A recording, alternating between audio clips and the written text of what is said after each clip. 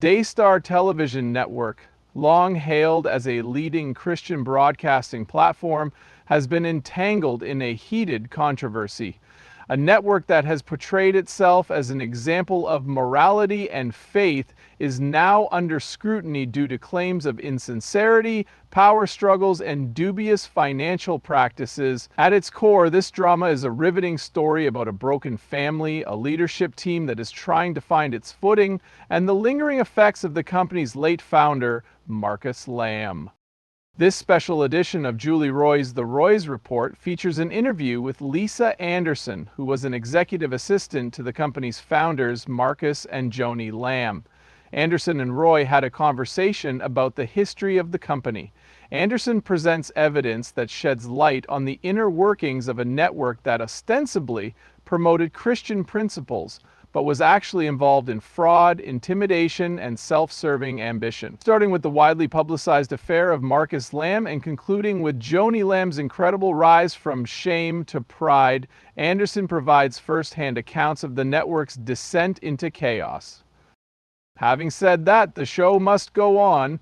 Jonathan Lamb, who was Marcus Lamb's son, was unexpectedly fired from Daystar due to the escalating power struggle that began after his death in 2021. Joni Lamb, who is now the company's CEO and is remarried to Dr. Doug Weiss, is defending the action. According to her, Jonathan's alleged resistance to the corporation's directions necessitated. However, Jonathan maintains that he was let go from his job because he refused to sign a non-disclosure agreement. He claims that if he had, he would have been permanently silenced. Furthermore, he attributes the further decline in their relationship to religious considerations surrounding his mother's new marriage. Claims of power abuse, corporate dominance, and ethical dilemmas have engulfed what was once a family-run ministry. The leadership of Daystar insists they will never budge from their principles, but critics and ex-employees depict a network where the drama unfolds behind the scenes, counter to what viewers see on screen. The Christian television industry is profoundly impacted by Daystar, which reaches millions of viewers globally. Nevertheless, as these scandals deepen, one thing becomes abundantly clear. Has Daystar strayed too far from its original purpose, or will it be able to weather this storm unharmed? Many are wondering what the real story is at the ostensibly Christian Daystar TV network, which has been in the middle of a scandal for the last several months. This episode of Roy's Report features an exclusive interview with a former assistant of Marcus and Joni Lamb, who opens up about their relationship. Joining host Julie Roy is Lisa Anderson, who was Joni Lamb's and Marcus Lamb's executive assistant from 2007 to 2011. Lisa describes the pervasive hypocrisy at the network, and she herself was an eyewitness to the events that unfolded behind the scenes. She goes on to say that her co-founder, Joni Lamb, went from being modest to haughty due to her fame and fortune. The 7-year affair, which was described as Marcus Lamb's, became public knowledge while Anderson was at the network as well. She goes on to say that Marcus warned the employees that they could expect to face his wrath, in addition to the considerable legal resources of Daystar's team if they dared to sue the company. The problematic financial methods of the network are also detailed by Anderson, along with the extensive use of double standards between Marcus Lamb and Joni Lamb and the rest of the administration. Joining our previous Daystar TV revelations with Anderson's statement, it paints a picture of a network that pretended to be Christian on camera but was just as carnal behind the scenes as any other secular broadcast outlet. On Monday, Daystar Television Network CEO Joni Lamb made her first public comments since her son was let go from the family business earlier this month.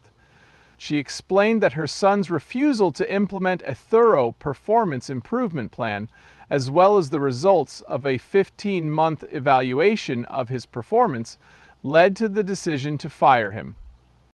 In an interview that happened last week, Jonathan Lamb said that he thinks the network fired him in April 2023 from his roles as vice president and board of directors. After that, because he wouldn't sign a non-disclosure agreement, he was put on a performance improvement plan. Telling reporters, "I would basically be in a gag order forever," was his explanation. In her video, Joni Lamb revealed that her husband Marcus Lamb's death caused friction in the family. Jonathan was extremely disappointed that he was not named the future president of Daystar following the death of his father and my husband Marcus Lamb, she said in her press release. Daystar was co-founded in the 1990s by Joni and Marcus Lamb. Before his death in November of 2021, Marcus Lamb was the chief executive officer. Joni Lamb and Doug Weiss were married in 2023. Actor Doug Weiss has been an incredible blessing to my family, Daystar, and myself, but Jonathan's resentment of being wronged has only grown since my marriage to him. As Joni Lamb said in the video, Jonathan Lamb revealed last week that his mother and him were becoming increasingly estranged over his religious views on her marriage to Weiss. The Christian Post reported in May that Weiss divorced his first wife Lisa barely 2 months after Marcus Lamb's death. According to the letter of termination, Jonathan Lamb was fired from his job at the company on November 16th.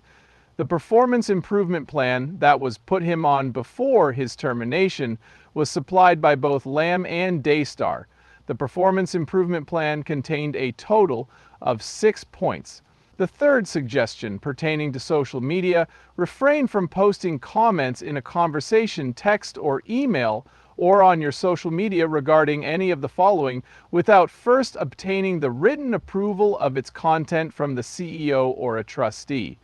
Sixth point, you have expressed religious objections in relation to the marriage of Doug Weiss to CEO Joni Lamb. Lamb's marriage was the topic of this point. You may be aware that Joni serves as the CEO of Daystar, and that highly esteemed pastoral counselors have evaluated their marriage and determined it to be biblical. Furthermore, the law recognizes their marriage. Despite the difficulties they are currently experiencing, Joni Lamb reassured her viewers that God is with them and that his plan for Daystar is bigger than anything they are confronting in her Monday video. She was reiterating her religious principles in this declaration. The business is available on nearly all of the main cable and satellite providers worldwide, and according to Daystar, it operates over 100 TV stations in the US. The network is both officially recognized as a church and adheres to a published statement of faith. This network airs programs hosted by well-known evangelical preachers like Joel Osteen and Kenneth Copeland.